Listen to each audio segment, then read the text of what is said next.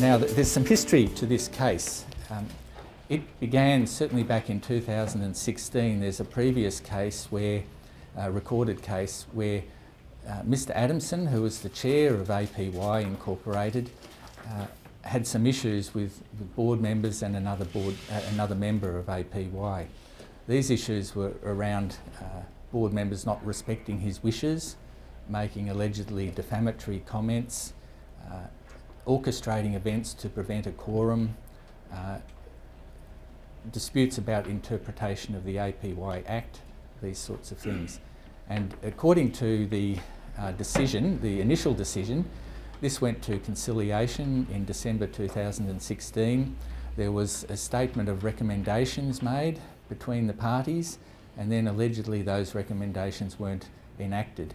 So that then meant that Mr. Adamson wanted to go ahead with a full hearing at the Fair Work Commission.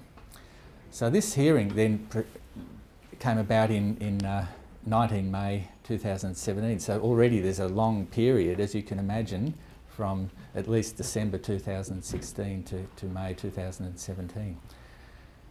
At this point, the defendants raised some jurisdictional issues, and only these jurisdictional issues were decided, but they are important issues. As I say, Mr. Adamson subsequently resigned as chair, so it became a pointless task because there was no future risk of bullying. The jurisdictional issues are around whether Mr. Adamson was a worker.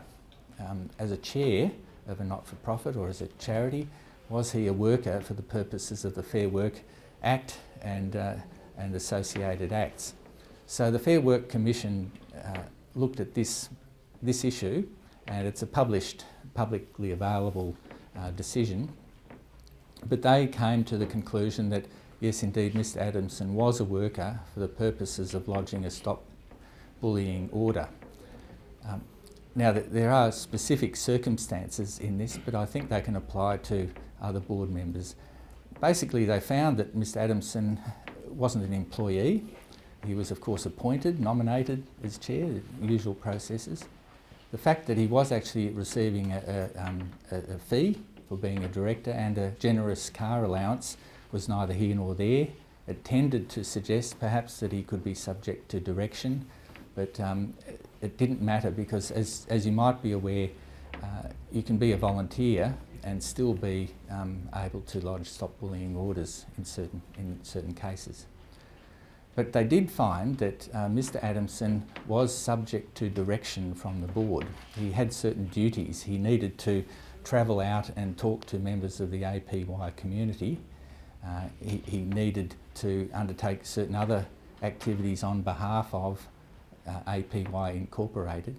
He could be subject to direction of the board, or the executive as it was called, and he could also be subject through a general meeting of members resolution to perform certain work. So it was that direction element in his work that actually, in my opinion, made Mr. Adamson able to satisfy the criteria for being a worker. And indeed, that's how the Fair Work Commission found that, reviewing his activities. Now, we might talk about this later when we compare and contrast, but you can imagine, for example, a treasurer or a secretary being required to perform certain works. Those circumstances might mean that they are subject to bullying behaviours if the requests for them to prepare agendas and books of account are unreasonable in the circumstances. So I think the definition of worker could well apply to other members of the committee or boards of management in those circumstances. So the Fair Work Commission found that. It's set out in our paper. There are some other steps that one needs to go through, but that was the primary one. Was Mr. Adamson a worker for the purposes of the Fair Work Act? And the Fair Work Commission found yes, he was, so he was entitled. As I say, by the time the hearing came about, Mr. Adamson, I presume, had got fed up with the dysfunction and had resigned.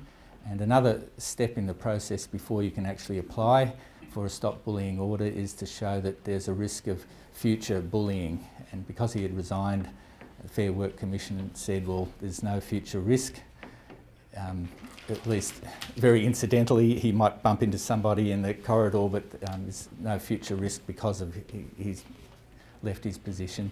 So there was no need to find whether the substantive claim, whether he was bullied, was actually made out.